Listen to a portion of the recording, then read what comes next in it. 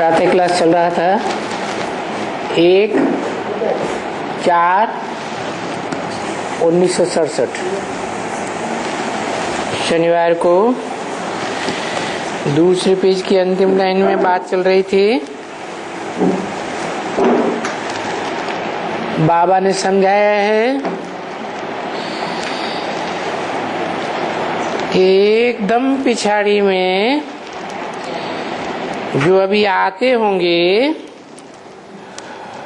वो क्या आते होंगे, बेचारे एक जन्म लेते होंगे, आधा जन्म लेते होंगे।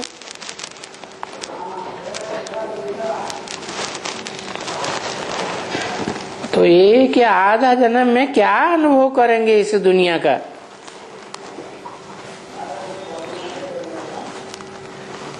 क्या सुख का अनुभव करेंगे, क्या दुख का अनुभव करेंगे। उनको कोई अनुभवी आत्माएं कहेंगे क्या।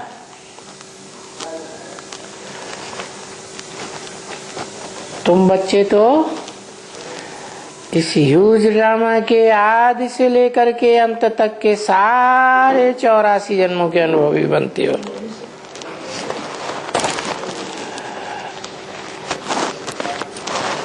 सारे ड्रामा की सुख और दुख का अनुभव सिर्फ तुम ब्राह्मण करते हो।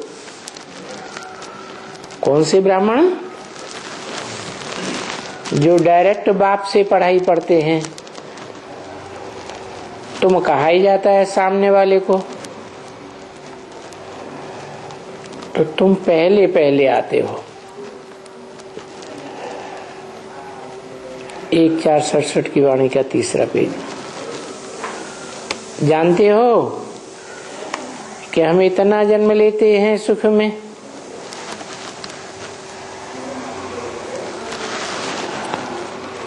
और इतना जन्म फिर दुख में लेते हैं। और तुमको अभी नॉलेज मिली है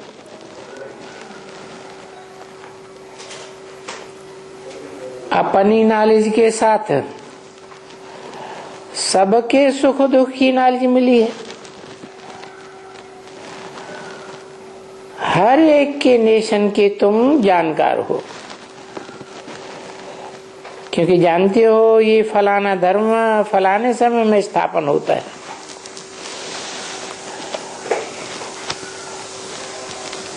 तो हर नेशन की, हर धर्मखंड की तुमको जानकारी है।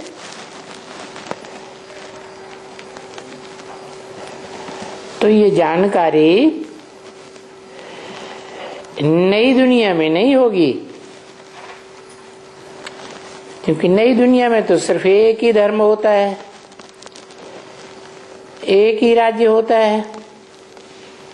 वहां अनेक राज्य तो होते ही नहीं। भले नई दुनिया में नया खंड होता है, तो उनके लिए जैसे वो नई दुनिया। क्योंकि ये भी तो समझते हैं ना, अब ये बौद्ध खंड है, ये नया खंड है।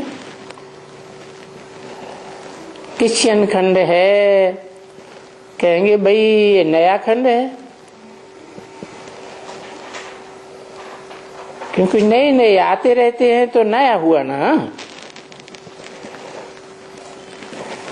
तो नए में सतो प्रधान, सतो रजो तमो, उनको भी 4 अवस्थाओं से पसार करना है।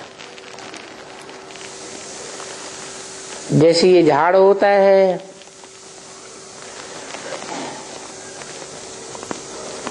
तो ये भी मनुष्य सृष्टि का झाड़ है। सतयुग में सतो प्रधान, त्रेता में सतो सामान्य, द्वापर में रजो, और कलयुग में तमो हो जाता है। तो देखो, पहले पहले सतो प्रधान वाले झाड़ के जो पत्ते होते हैं वो तो फिर बाद में नीचे होते जाते हैं।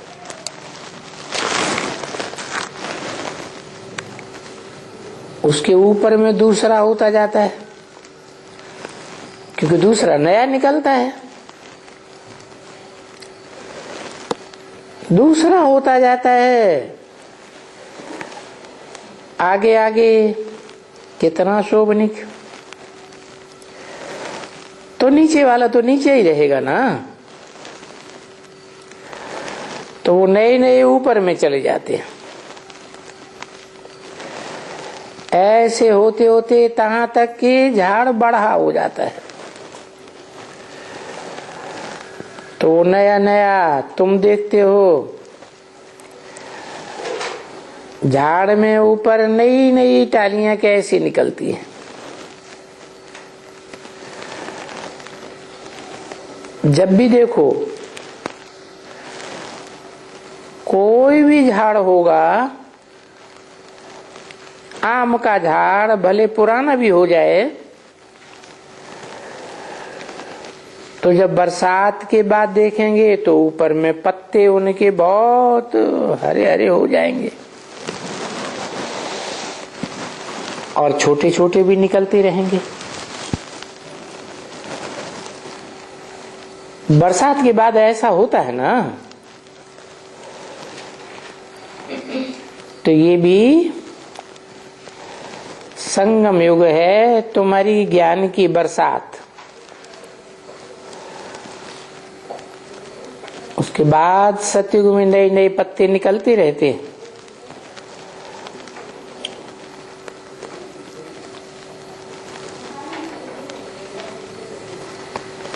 कहेंगे सबका दिमाग ठंडा रहता है, जैसे शीतलता का मौसम हो गया, पीछे उनमें बूर निकलते हैं। तो अभी इसमें बूर तो यही है ना, वो फल यही निकलते हैं, क्योंकि जो बूर निकलता है वो तो कोई काम का नहीं होता है। फल निकलते हैं वो काम के होते हैं। तो अभी भी ऐसे ही है, ये झाड़ है बहुत छोटा है, अभी नया झाड़ है। तुमने देखा आम का झाड़ लगाया वहां, तो कितने सड़ गए, और बाकी जो जाकर के 4 बचे हैं, शायद होगा 5 होंगे, बाकी सब सड़ गए। क्यों? उनको तूफान लगता है और उनकी परवरिश पूरी नहीं हुई। तो तुम भी अपनी परवरिश पूरी नहीं कर पाते हो तो सड़ जाता है। देखो ऐसे बहुत से यहाँ सड़े हुए हैं ना फल, ऐसे फल फिर कोई काम के नहीं रहते। ये मनुष्य रूपी झाड़ है, बाप आकर के इसे बनाते हैं मनुष्य से देवता। तो तुम देखते हो कि वो पूरा देवता नहीं बन सकते हैं, 3rd ग्रेड के बन जाते हैं, 4th ग्रेड के बन जाते हैं, कहलाने में देवता होंगे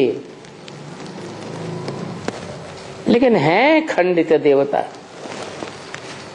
क्योंकि कलाएं कम हो गई ना। नहीं तो 16 कला संपूर्ण को देवता कहा जाता है,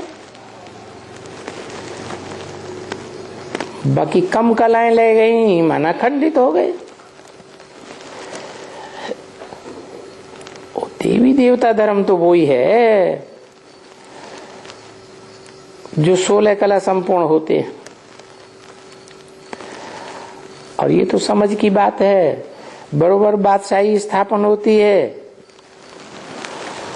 उसमें ये तो जरूर होगा, परंतु ये समझ करके ये होगा अच्छा हम कोई थर्ड क्लास बने,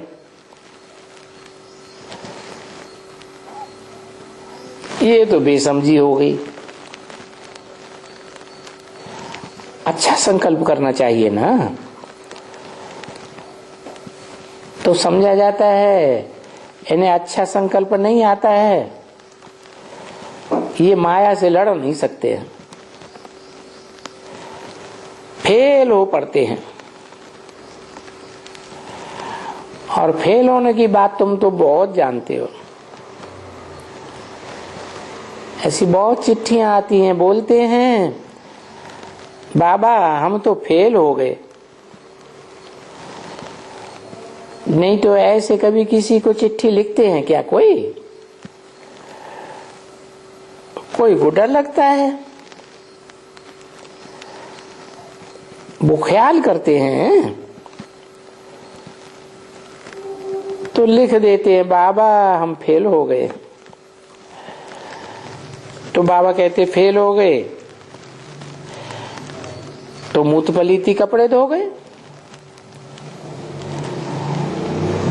अभी मूत पलीती कपड़े को कौन हाथ लगाएगा? नहीं, वो तो ठीक नहीं है, क्योंकि अभी तो तुम जानते हो कि मूत पलीती कपड़े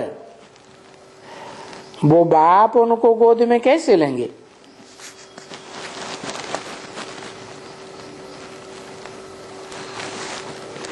वो बाप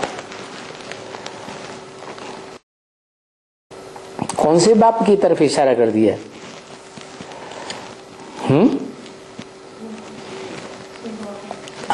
शिव बाबा। शिव बाबा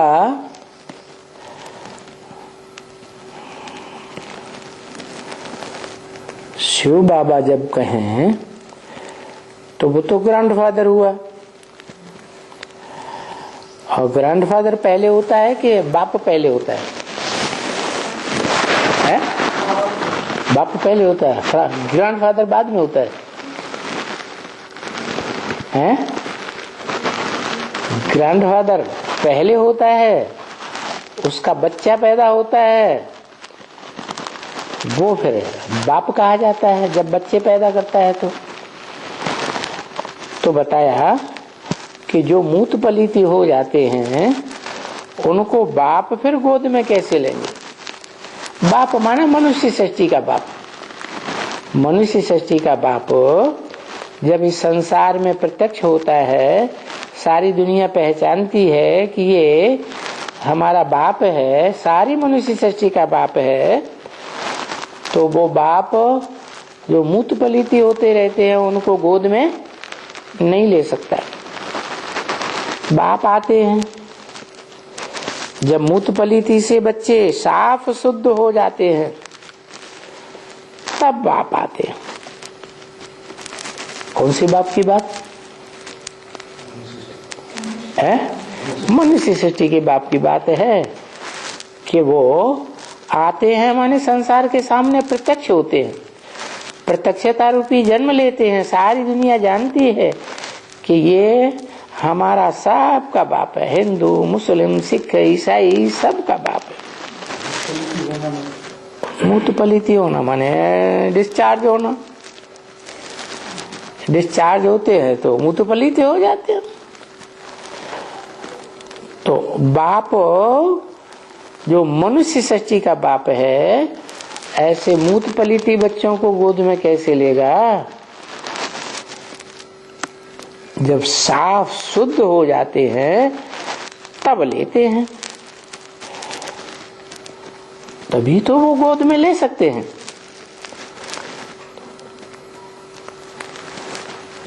वो कह के क्यों दूर कर दिया? क्योंकि ये भविष्य के पार्ट की बात है, इसलिए अभी कायदे बाबा ने बंद कर दिए। क्या पहले गोद में लेते थे, अब गोद में नहीं लेते हैं। बोलते हैं नहीं, वहां जाकर के झोपड़ी में सबसे एक एक करके समाचार पूछो तो उस हिसाब से ये गोद में लेते हैं। सांप का पोता मिल लो और गोद भी तो हर किस्म की होती है ना।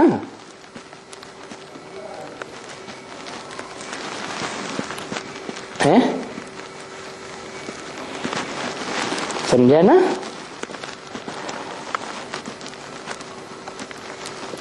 वो जैसे जैसे अवस्था होगी उनकी उस समय में ऐसे ऐसे बाप का प्यार मिलेगा।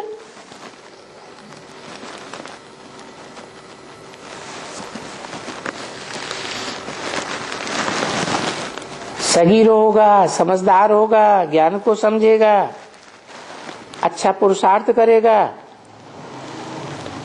तो बाप का प्यार भी गहराई से मिलेगा। देखते हैं कि ये अंदर में एक है और बाहर में दूसरा है। अंदर में शैतानी भरी हुई है। ऐसे होते हैं ना, कोई अंदर से एक होते हैं, बाहर से दूसरा दिखाते हैं कि हम बड़े अच्छे पुरुषार्थी हैं। तो प्यार भी ऐसे ही मिलता है। फिर बाबा तो प्यार करेंगे, अंदर में बोलेंगे ये तो बहुत अच्छा मीठा बच्चा है, बहुत सर्विसेबल है। फिर कोई को ऐसा देखेंगे तो कहेंगे इसमें तो कोई दम नहीं है, एकदम ये तो कुछ भी ज्ञान को नहीं समझते, एकदम बुद्धू है। कोई की सर्विस करना जानते ही नहीं, सर्विस नहीं कर सकेंगे, बाकी और धंधे ये करेंगे वो करेंगे। तो अभी ख्याल तो सब तरह का रहता है ना। तो ये तो कोई को भी अज्ञान में भी बाप होगा, कोई अच्छा बच्चा होगा, बिल्कुल अच्छी कमाई करने वाला होगा, देखेंगे बिलायत से बहुत कमाई के आया है, बड़े प्रेम से उससे मिलेंगे। और कोई कच्चा बच्चा होगा, यहाँ गजर बसर बिकते होंगे तो वही खरीद फरोख्त करेंगे, चाहे वो यहाँ हो वहां हो, अच्छी सेवा तो नहीं कर सकेंगे। तो ऐसे बच्चे जो अच्छी सेवा नहीं कर पाते हैं उनको इतना खुशी से लेंगे क्या? बाकी बच्चे तो बच्चे ही हैं, तो उनकी इतनी खुशी से नहीं लेंगे। बोलेंगे ये तो गाजरी बांसुरी है। ये बाबा भी जानते हैं कि अपनी राजधानी में कोई तो राजा बनेगा, कोई दास दासी बनेगा, गाजरी बांसुरी बन जाएगा। फिर उनको किस दृष्टि से देखेंगे?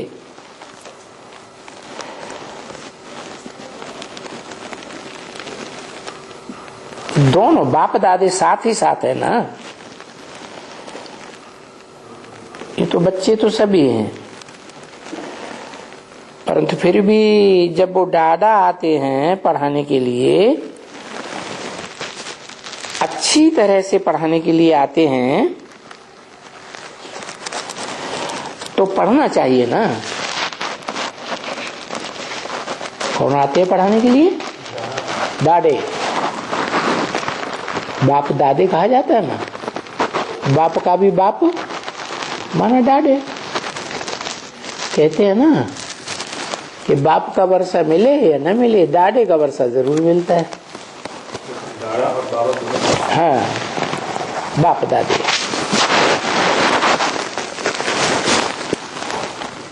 तो ये दादा जो पढ़ाते हैं अच्छी तरह से पढ़ना चाहिए ना, ये है उनका पढ़ाना। ये दादे की पढ़ाई का महत्व उनको समझाना चाहिए कि दादे जैसी पढ़ाई पढ़ाते हैं वैसी पढ़ाई तो कोई पढ़ा ही नहीं सकता। 1467 की वाणी का चौथा पेज। बाकी जैसे इस बच्ची के लिए बाबा ने कहा कोई भी धर्म हो तो उनको ये पहले पहले होना चाहिए कि बाप को कहा ही जाता है लिबरेटर।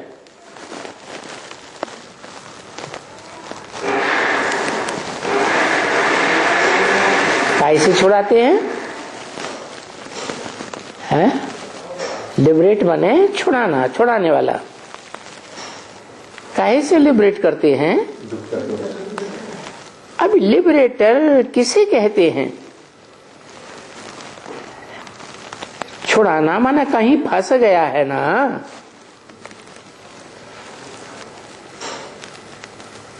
गीता में आखिरी पुरुषार्थ क्या बताया?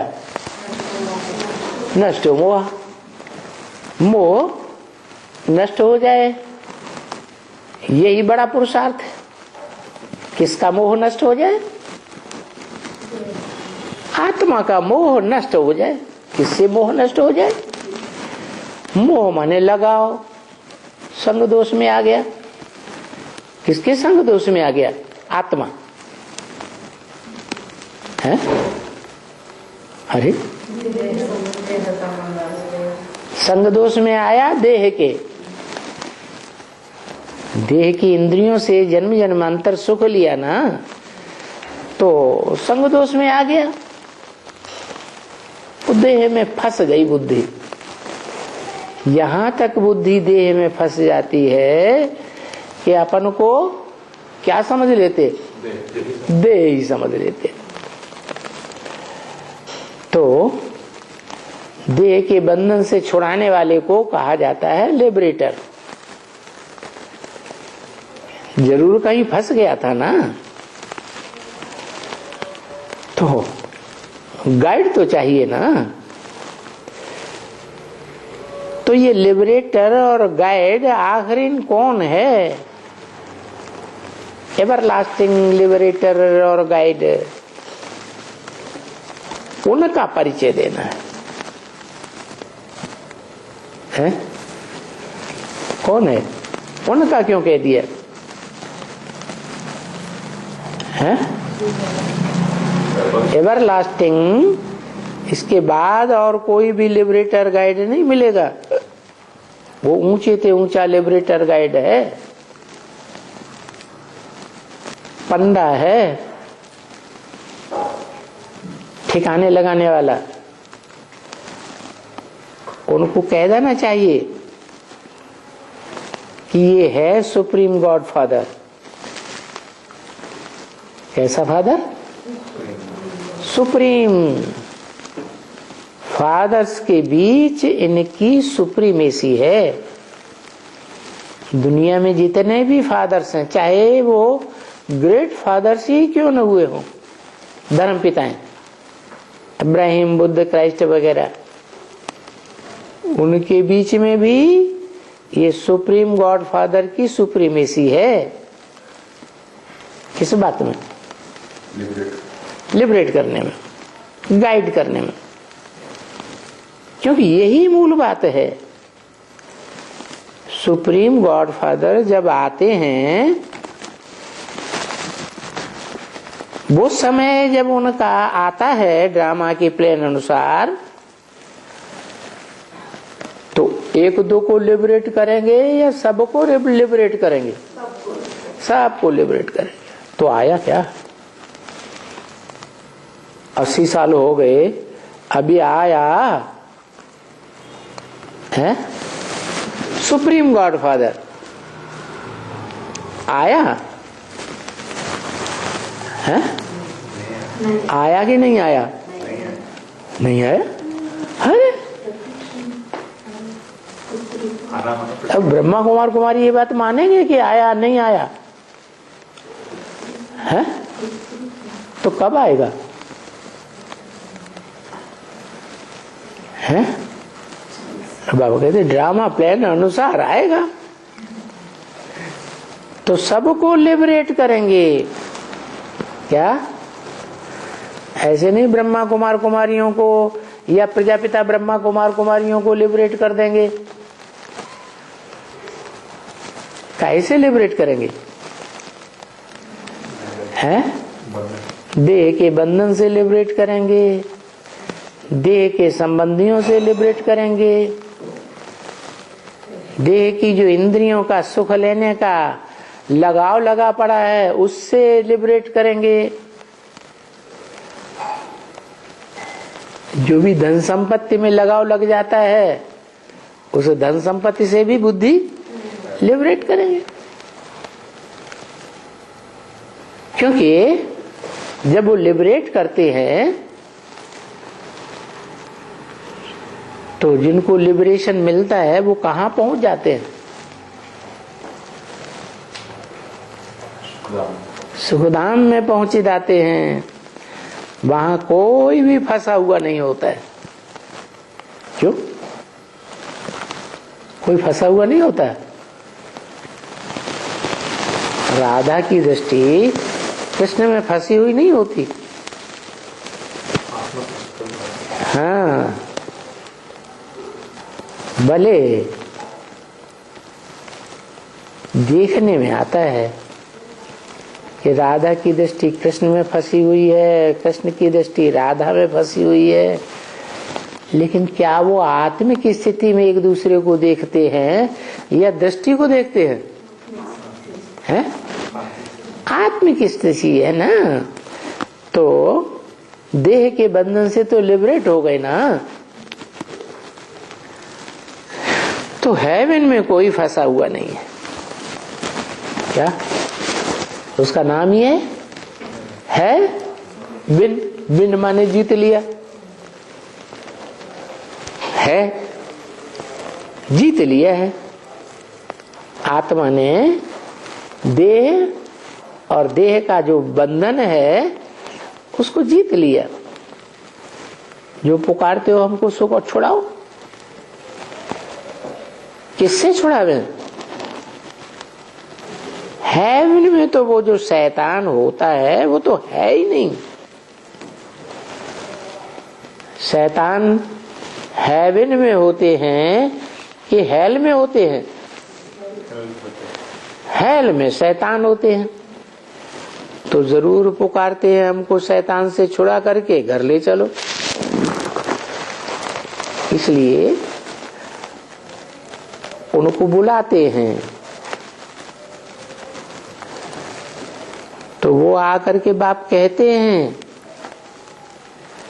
कि तुमको अगर घर चलना है तो तुम अभी पतित हो। क्या तुम्हारी बुद्धि पतन के गर्त में जाने वाली है, पवित्र बुद्धि नहीं है। तुम्हारे में वो पवित्रता है ही नहीं, क्योंकि तुम्हारा जन्म भी जो हुआ है ना, माँ के गर्भ से जन्म लेते हैं ना, तो बच्चा जन्म लेता है तो अच्छी चीज में लिपटा हुआ होता है। क्या है? जेर में लिपटा हुआ होता है, वो तो इम्प्योरिटी हो गई। अगर तुम प्योर बनो, मुझे याद करके करके कि गॉड फादर ऐसा कहते हैं, मुझे याद करो, तो जो इम्प्योरिटी तुम्हारे में आ गई है, पतित हो गए हो, इम्प्योर हो गए हो, मुझे याद करो, तो तुम प्योर हो जाएंगे। किसने कहा है? किसने कहा मुझे याद करो तो तुम प्योर हो जाओगे? शिव बाप ने कहा प्योर हो जाएंगे तो तुम बिंदु बन जाएंगे।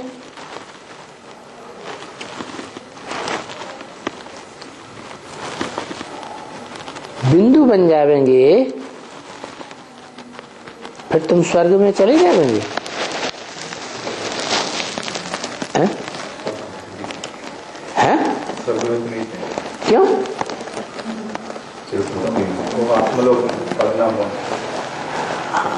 आत्मलोक तो जो बाप का घर है वो ही तो आत्मलोक है। और बाप कौन बताया अभी? मनुष्य सृष्टि का बाप है तो और कहाँ का वासी है?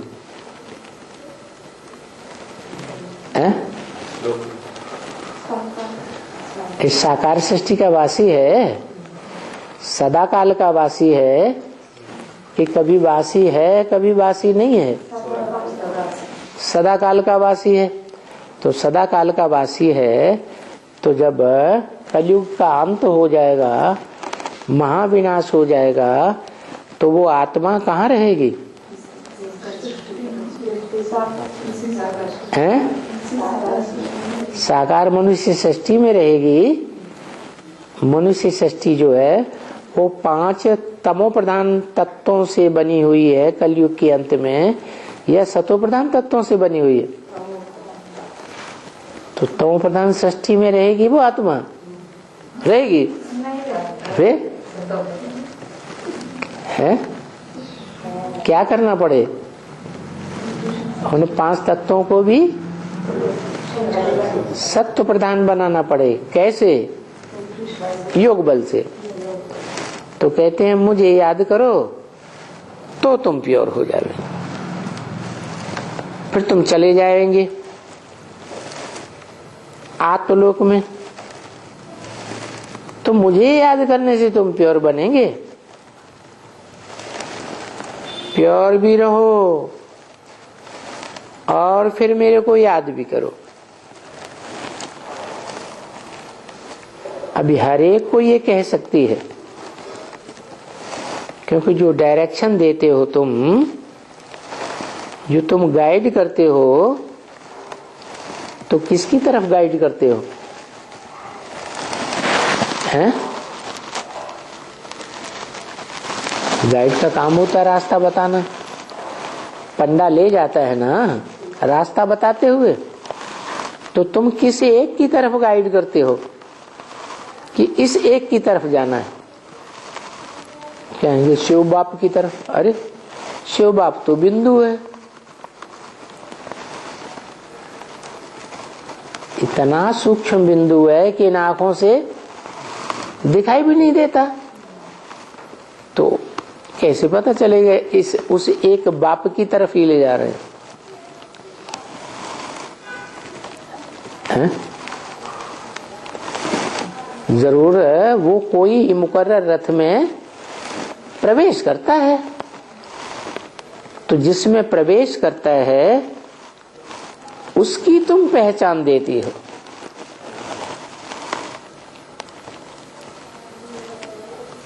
एक की तरफ इशारा करती हो, क्योंकि जो डायरेक्शन देते हो तुम, जो गाइड करते हो, बाप की तरफ में ही करते हो। कौन से बाप? आत्माओं के बाप की तरफ इशारा करते हो। वो इशारा कर पाओगे? क्यों?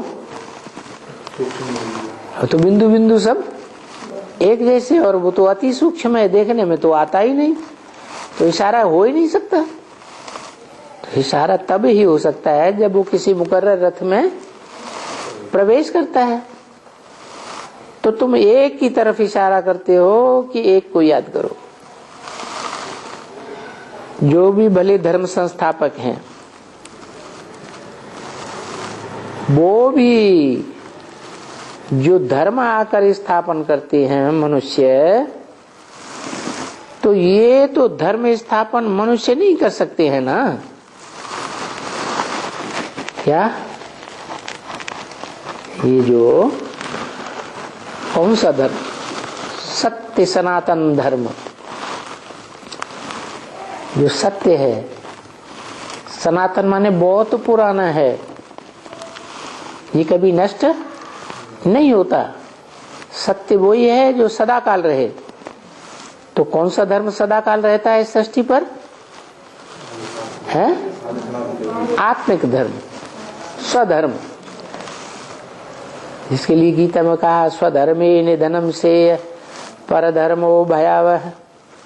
अपने धर्म में मर जाना अच्छा। तो कौन सा है अपना धर्म? ये देह का धर्म अपना धर्म थोड़ा ही है। अपना धर्म है आत्मिक। तो आत्मिक धर्म अपना है। तो किसी के हैं आत्मा कि वो आत्मा सदैव अपनी है।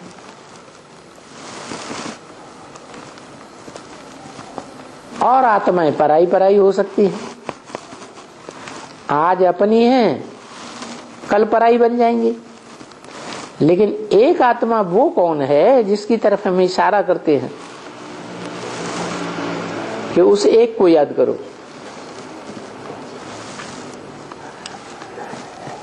है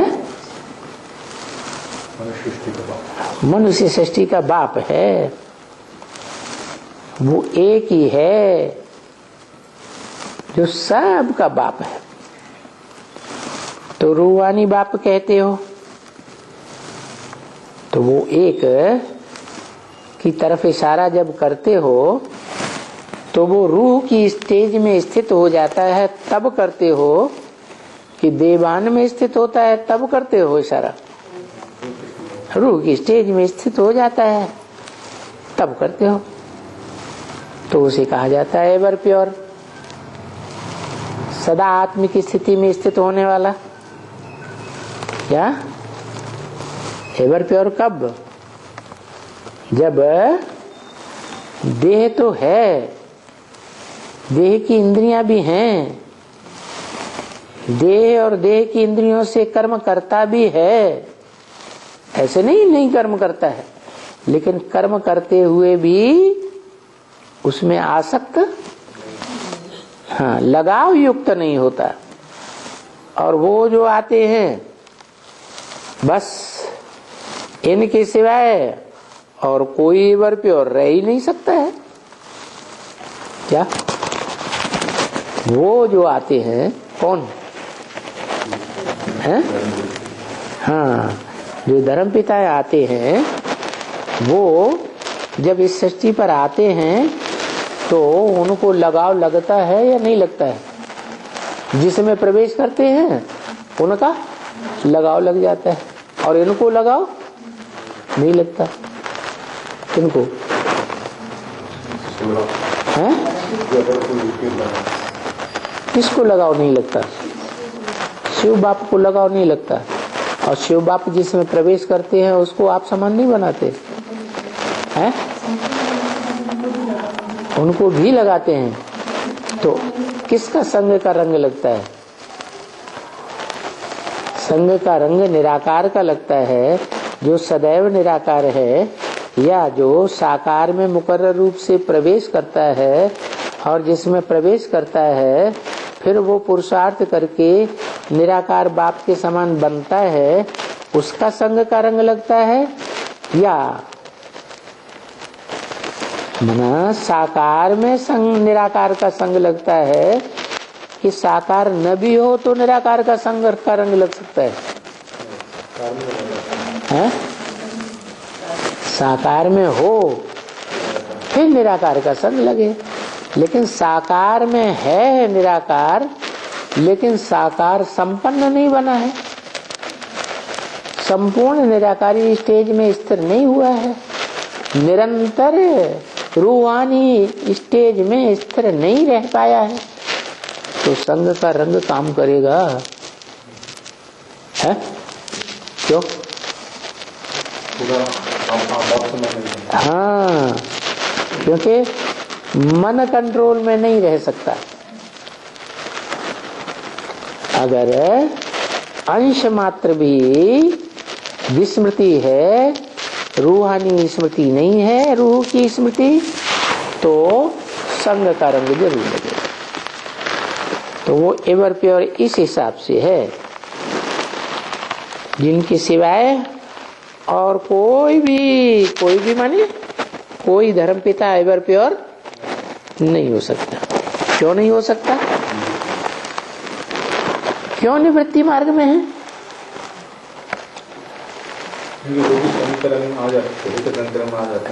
क्योंकि वो पूरा ज्ञान नहीं उठाते। और ये जब से वो निराकार सुप्रीम सोल शिव इस सृष्टि पर आते हैं, तब से लेकर के और जब तक चारों युगों की ब्रॉड ड्रामा की शूटिंग हो, तब तक भी वो उस स्थिति में स्थित होने का प्रयास पक्का कर लेते हैं। बाकी जो आते हैं सो प्योर से इम्प्योर जरूर बनते हैं। कौन? धर्म पिता है, माने पुनर्जन्म जरूर लेते हैं। और ये ब्रह्मा आता है,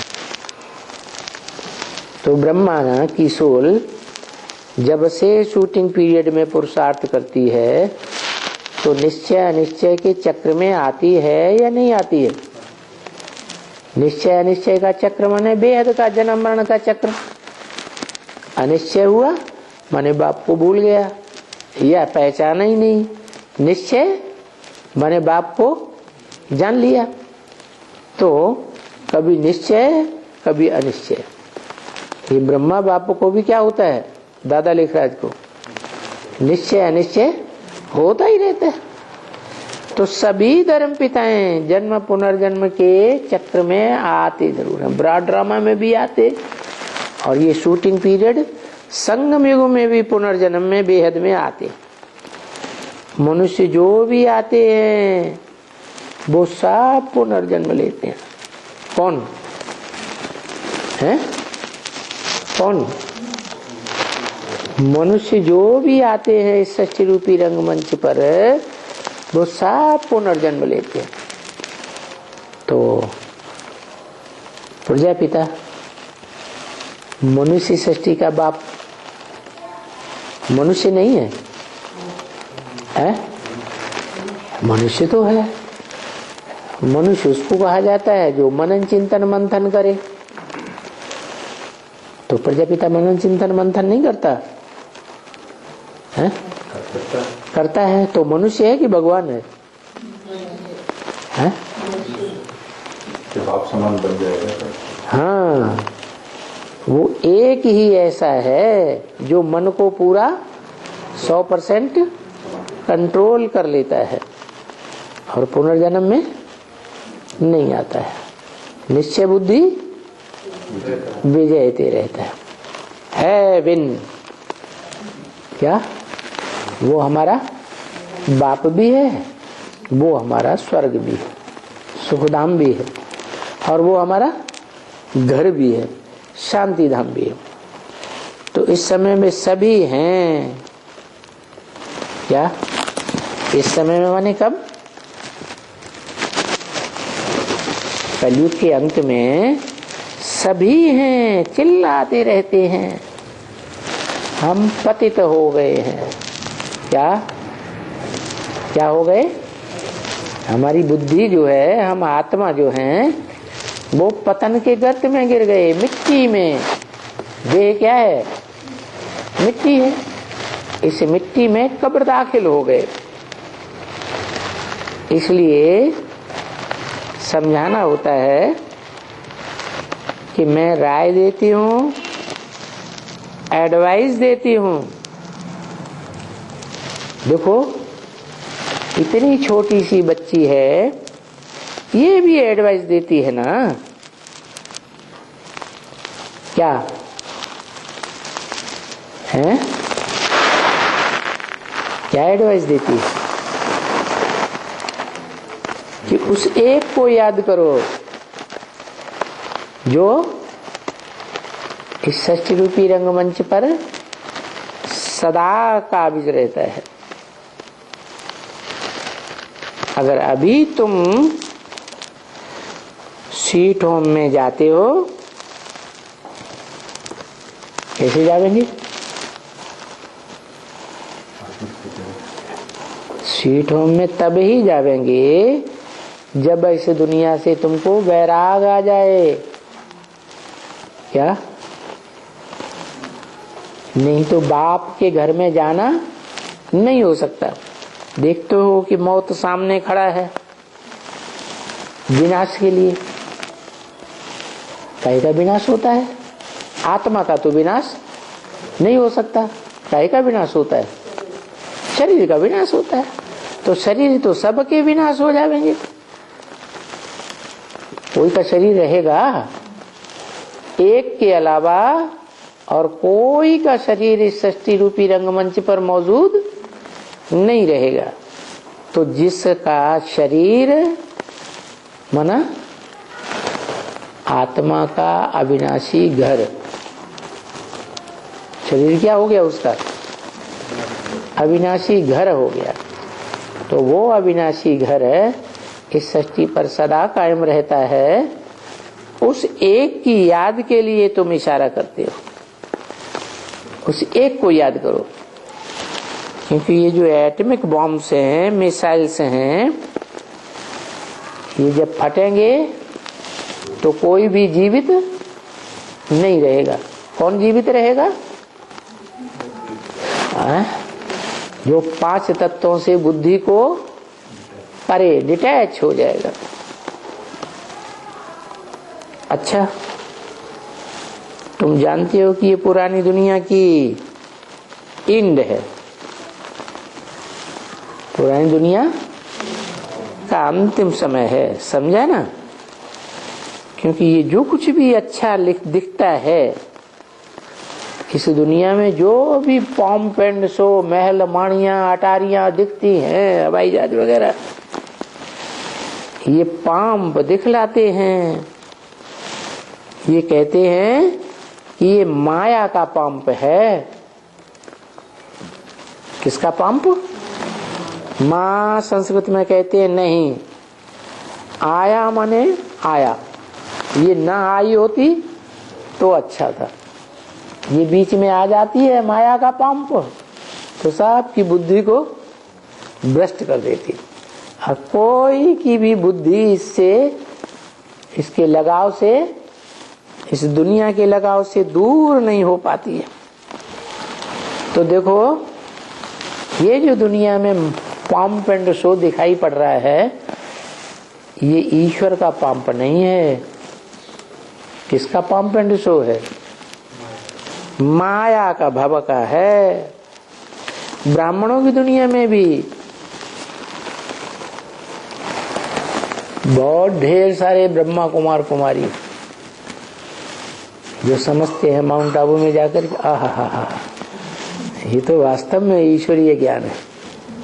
लेकिन बाप कहते हैं ये कोई माया का पंप है, लेकिन ईश्वर का पंप, ईश्वर जो है कोई प्रकार का पंप एंड शो नहीं करते। क्या? ईश्वर आते हैं तो एकदम साधारण तन में आते हैं। असाधारण तन में, गोरे चिट्ठे लंबे चौड़े का शरीर में आते ही नहीं। तो वो तो सत्युग में पंप होती है क्या है? वो ईश्वरीय पंप है, ओरिजिनल, और यहाँ आर्टिफिशियल। तो ये है कलयुग का पंप। तो वो कलयुग की पंप इस समय में क्यों है? हैं? वो कलयुग की पंप इस समय क्यों है कि हमको खींचे अपनी तरफ? क्या? माया का पंप इसलिए है कि वो माया अपनी तरफ खींचे द्वापर कलयुगी दुनिया, द्वैतवादी दुनिया की ओर, और सत्य को बुलाए दे,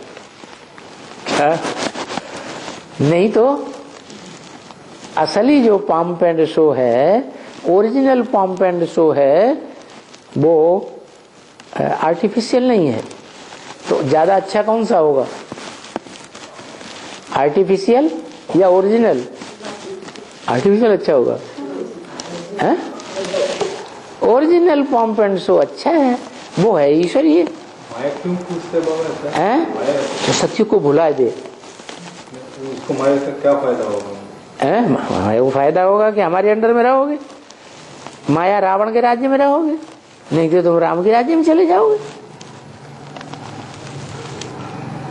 हर कोई दूसरे को अपने अंडर में रखना चाहता है कि दूसरे के अंडर में होना चाहता है, कंट्रोल करना चाहता है। इस दुनिया में यही रीति है। हर व्यक्ति अंदर से भले किसी के कंट्रोल में है, राजा के कंट्रोल में कोई दास है, लेकिन उसके अंदर भी इच्छा अगले जन्म में मैं इसके ऊपर कंट्रोल करूं।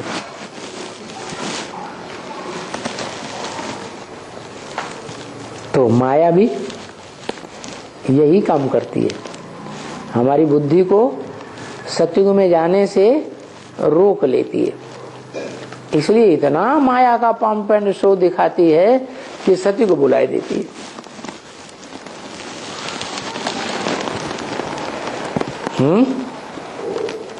माया बाप को बेटी होती है, ऐसे काम क्यों करती है? बाप की बेटी मायावी बेटी क्यों कहा जाता है? मायावी बेटी क्यों कहते हैं? है तो बेटी, लेकिन बुद्धि में उसकी माया घुसी हुई है। बेटी है तो बेटी की तरह रहना चाहिए कि जैसे कुमारिका दादी ने टाइटल ले लिया था अमेरिका में जाकर के। कौन सा टाइटल ले लिया है? World mother.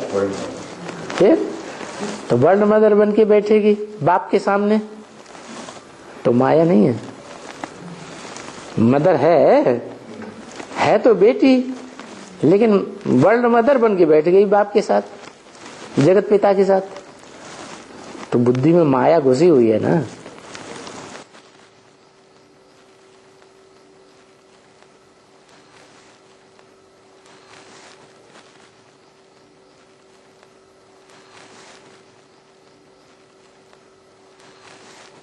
तो बुद्धि माया सत्युग की तरफ नहीं जाने देती। सत्युग है सत्य बाप का बनाया हुआ पंप एंड शो, ओरिजिनल, जहां मनुष्य कुछ नहीं बनाता आर्टिफिशियल। देवताएं कुछ भी आर्टिफिशियल नहीं बनाते। बनाता कौन है? ऑटोमेटिक प्राकृतिक तौर से महलवाड़ियां, अटारियां, वो क्या नाम, पर्वतों की गुफाओं में बनती रहती हैं। इसलिए ये सभी मनुष्य कहते हैं कि अभी तो स्वर्ग है ये दुनिया, देखो ये एरोप्लेन है, ये चारों जगमग जगमग बत्तियां जल रही हैं।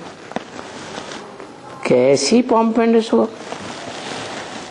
ऐसा पंप एंड शो कोई 200 वर्ष पहले थोड़ा ही था।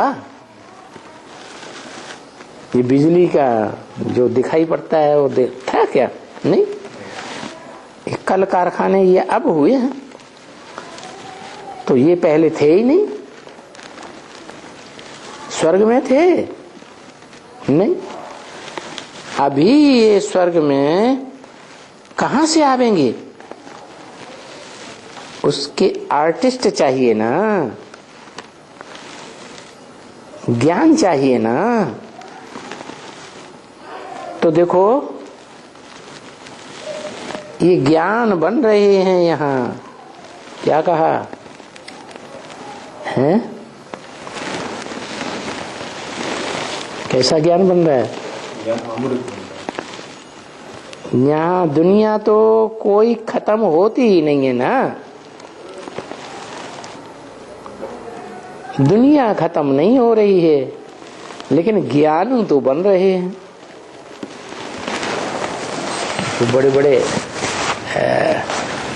ये साइंटिस्ट हैं, वो अपन को क्या समझते हैं? हम बड़े ज्ञानी हैं। ज्ञानू तो बन रहे हैं, लेकिन ये भी समझते हैं हम ज्ञानू बन रहे हैं तो ये दुनिया ऐसे ही रहेगी। लेकिन वास्तव में क्या दुनिया ऐसे ही रहेगी? इन ज्ञानियों ने जो ज्ञान के आधार पर जो चीज निर्माण की है, एटॉमिक एनर्जी, उससे दुनिया बनी रहेगी? उससे दुनिया तो खलास होनी ही होनी है। तुम्हारे पास ये सभी आएंगे। कौन? जो ज्ञानू बन करके बैठे हैं इस दुनिया में, बड़े बड़े साइंटिस्ट, ये तुम्हारे पास आएंगे। है ना? ये बिजली बनाने आएंगे, तुम्हारी पंखा बनाने वाले आएंगे, ये सभी अच्छे अच्छे मैकेनिक तुम्हारे पास आएंगे। क्योंकि अभी तो बहुत टाइम पड़ा हुआ है। क्या तुम्हारा पुरुषार्थ अभी परिपक्व स्टेज में नहीं पहुंचा है? जब परिपक्व स्टेज में तुम्हारा पुरुषार्थ पहुंचेगा तो ये सब आवेंगे। तुम्हारा जब प्रभाव निकलेगा तब वो बड़े बड़े वैज्ञानिक तुम्हारे पास, बड़े बड़े क्या नाम, ये मैकेनिक तुम्हारे पास आएंगे। किंतु कोई राजाई में नहीं आएंगे। क्या? क्यों? क्योंकि वो यहीं बड़े ज्ञानी बन चुके हैं।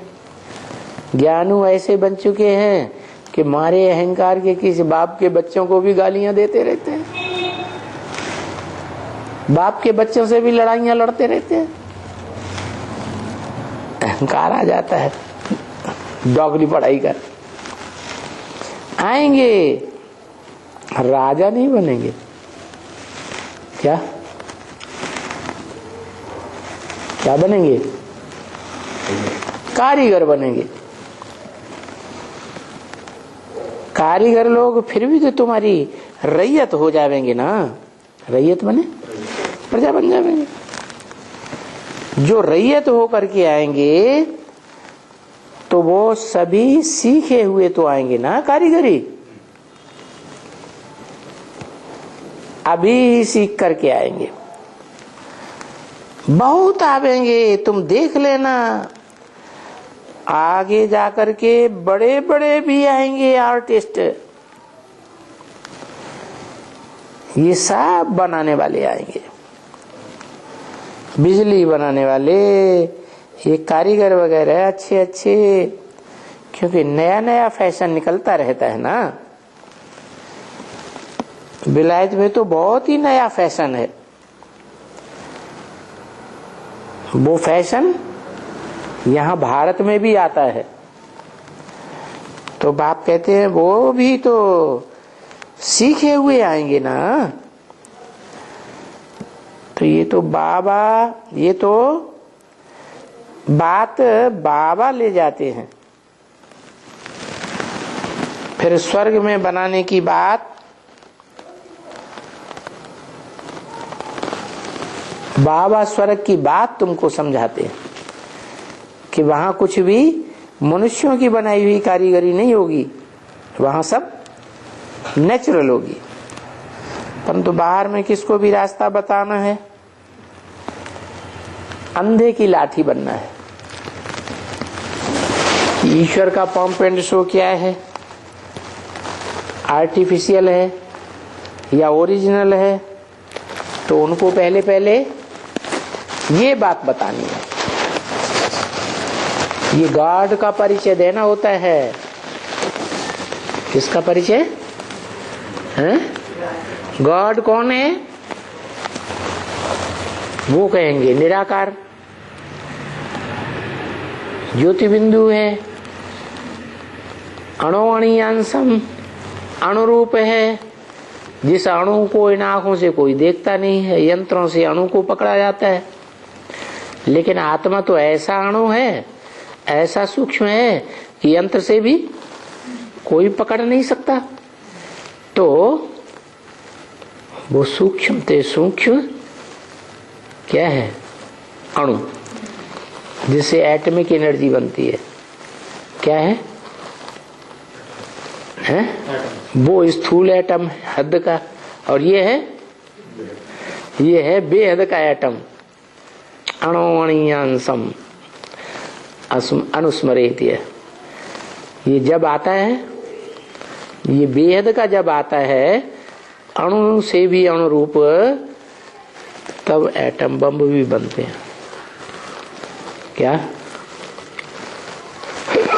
1945 में पहली बार एटमिक विस्फोट हुआ था, छोटी छोटी बम्बियों का। तो 10 साल पहले से उनकी बुद्धि में ये बात चल रही थी, मनुष्यों की बुद्धि में, कि ऐसी क्या चीज निर्माण करें जो सारी दुनिया हमारी ददबदे को माने। तो बाबा कहते हैं वो तो हद की दुनिया का विनाश करते हैं, और यहाँ बाबा तो तुम ब्राह्मणों की जो बेहद की दुनिया है, उस बेहद की दुनिया में परमात्मा प्रत्यक्षता बम फोड़वाते हैं। क्या उस परमात्मा प्रत्यक्षता बम से क्या रिजल्ट निकलता है? क्या रिजल्ट निकलता है? कि देह सब खत्म, देहभान सारा खत्म हो जाता है। दुनिया की जितनी भी देहभान वाली आत्माएं हैं, उनका देहभान, देह अहंकार चूर चूर हो जाता है। क्या रह जाता है? आत्मा रह जाती है। ओम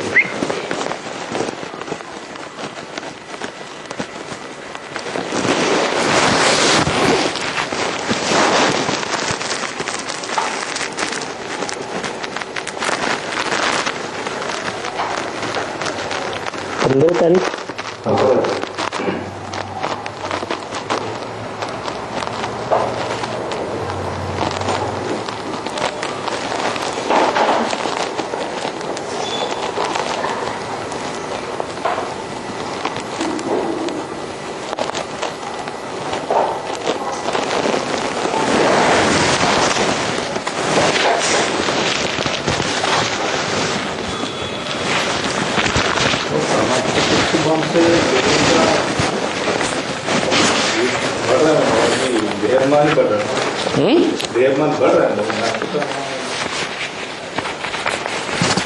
परमात्मा प्रत्यक्ष होगा तो देहभान खत्म हो जाएगा ना। जो परमात्मा बम फोड़ने वाले हैं वो कौन है? युवा पर, और ज्यादा देहभान किसमें होता है? बुद्धों में होता है, अदर कुमारों में होता है, कुमारों में होता है, कुमारियों में होता है, अदर कुमारियों में होता है।